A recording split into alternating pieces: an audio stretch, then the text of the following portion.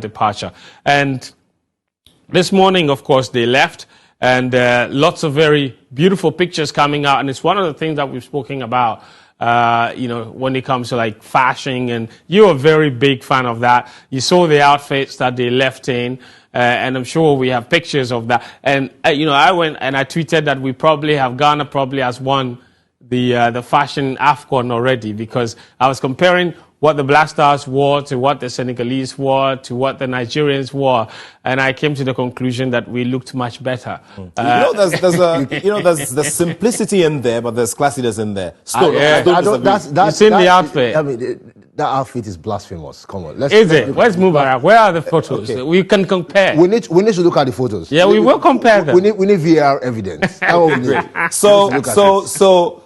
Producers going to get us those videos and those pictures so that we do the comparison. So according to Stone, they're blasphemous. Let's see if his own words become blasphemous eventually. All right. So there it is. Let's talk about the Super Eagles.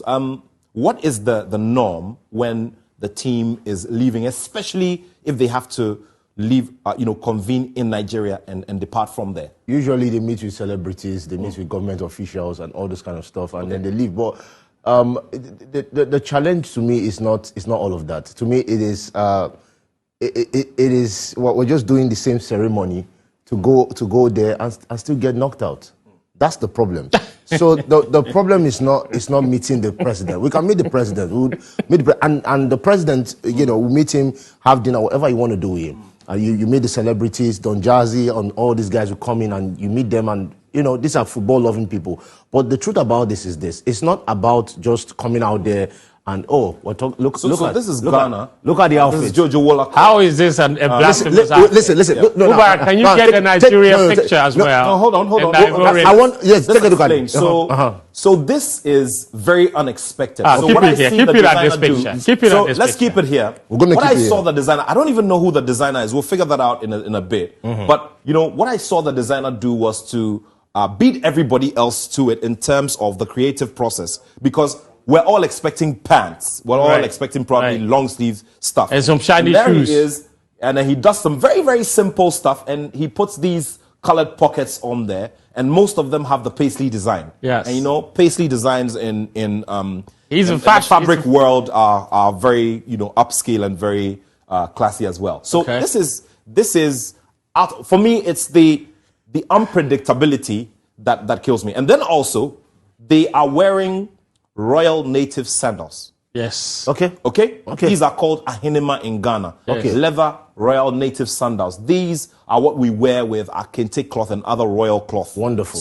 So there it is. So this is the whole idea behind it. Now this is also what constitutes the base for people when they are putting on their cloth. Now when you see people from Ghana put on cloth, and some of them put it on, and they're bare chested. And it looks very nice. There are those who also, depending on their tribe, they use this. They put on this as a first garment, and then they put the cloth on it. Especially our friends from the Volta region. Okay. So that's by way of So education on the fashion. I want us to get one question. Why did they put the dress on top of this? I just want to know.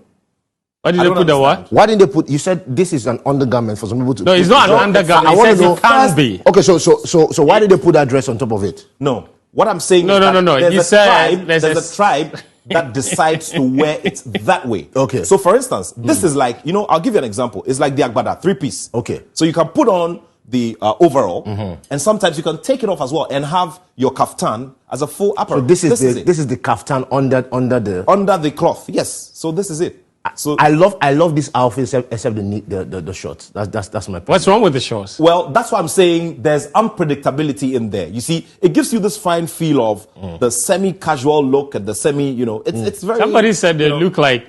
I saw two comments. Someone said, first of all, they look like SS1 students. That's what they said. That's what they said online. That's exactly what I was going Nobody to. said anything. I wanted to go there, but I said another person said they look like prisoners. Well,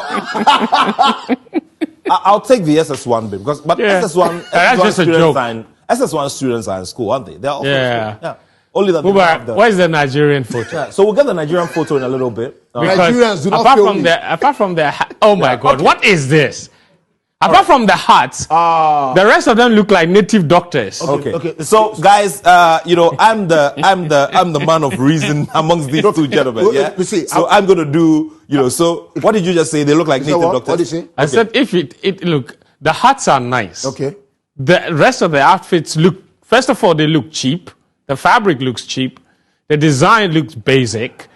And in my opinion, that guy in front, he spoiled the picture. Why is he? Yes. What is folding the arm? Yeah, that's what spoiled the picture for me.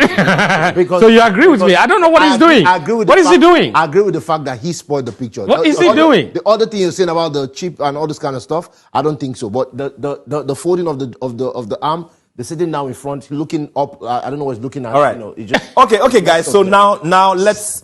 Okay. So after the two boxers have done it. The ring announcer now would have to speak, right? So, guys, let's get the ring announcer to speak now. Okay, so this is it. Now, these hats are, and then when you go to Nigeria, what I know is that these hats are made for royals, especially when you have extra designs like tassels on them. And you do have tassels on them as well. And what the designer, I guess, was trying to do was to have a fine fusion of the national colors of Nigeria, okay? Of course. So that it is present in either accessory, okay? So over there, he got the green, white, and the green with the tassel on top of it. I think it's a fantastic idea. Yeah. Now, what you also saw the designer do was to do a logo of sorts, which had a lot of like a palm, effect or leaves with the initials of these players or the officials in there in the middle. Okay? So there it is. You see the initials of these players in the middle. Now, so in terms of the color choice, I think the color choice is also fine. For those of you who believe in color science, white is a color that represents victory. Now, green has so many meanings when it comes to color science as well. So I think that the choice of white was also a very good one. As to whether the fabric is cheap or not, that's another thing. But I'll tell you something about photography. Let me tell you something about photography here. Now, these guys should have posed on the tarmac to get, I hope there was one, to have them standing straight with the clothes not having creases and be straight so that we can appreciate the beauty of the clothes. Okay? So this kind of posture obviously is not going to bring out the full beauty. I mean, look at this, primary school boy smile that Victor Osimhen has. Fantastic for me, So, I mean, you could imagine that Victor Osimhen had a bit of a broad-chested posture, where he's looking more outward and he's seated straight. Yeah. I mean, you would have appreciated It's even hard to tell where he is unless you identify him and say right hand, extreme right of the picture. Okay, extreme right. Yeah, so where for me, Osimhen is. And there are players that are just being like they're like sardines. You're just mashed within each other. You need to look and say, oh, like Lookman. You can't find him. He's behind somebody. You need to look and look. Very, very well. Nat, can we look at the Senegalese one, though? Yeah, we'll look at Senegal in a bit. So I think that on the whole, in terms of representing one's country and all, Nigeria really got it. They got it on point. And you could see, it right there. That this is it, super stuff. Stone, the guy in front, is he a footballer? Which one? This one, the one without the hat. Who's that? The one you said spoiled the picture. I don't even know who he is. That's my challenge. I don't know. Like, this is the problem. Do you see what I'm saying? I get your point. He's not even wearing a hat, which means he probably wasn't factored into the whole thing. Let's just quickly take a look at how Senegal are also turning up at the tournament. There we go. So Senegal are the champions. Now, Aliou Cisse, with all his swag. I love that man.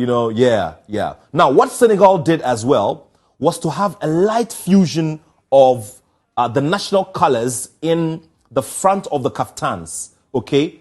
And like I said, white represents victory. And so they want to align themselves. And rightly so, they are the champions, the reigning champions of this competition. They couldn't have appeared in any other better color. So there it is. You see them, and you see these little patches of green, yellow and red in there, representing the flag. national colors of Senegal. So Newly married. Sadio, that's the Sadio Mane, yeah, the newly married Sadio Mane.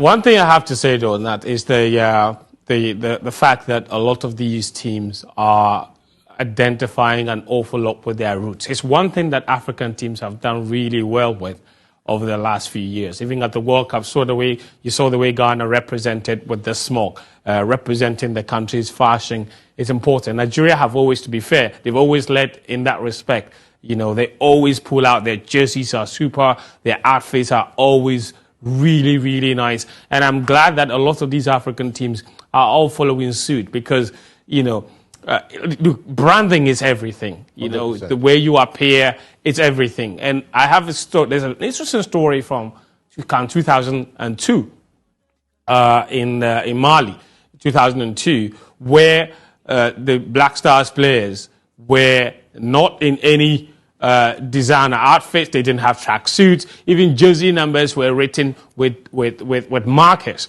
And a player, famously, John Pencil, came out to say years later that even their appearance affected their confidence. Mm-hmm. So when they stepped out and they saw that South Africa were in their Adidas outfits and looking really nice, very organized, everybody in tracksuits, and you go out there and you're wearing some shorts, you look inferior. Yeah. So even that alone, he said, affected their confidence. So this is important. Very well. Very well. You would know you would know more than anybody else that your look, it's directly proportionate with your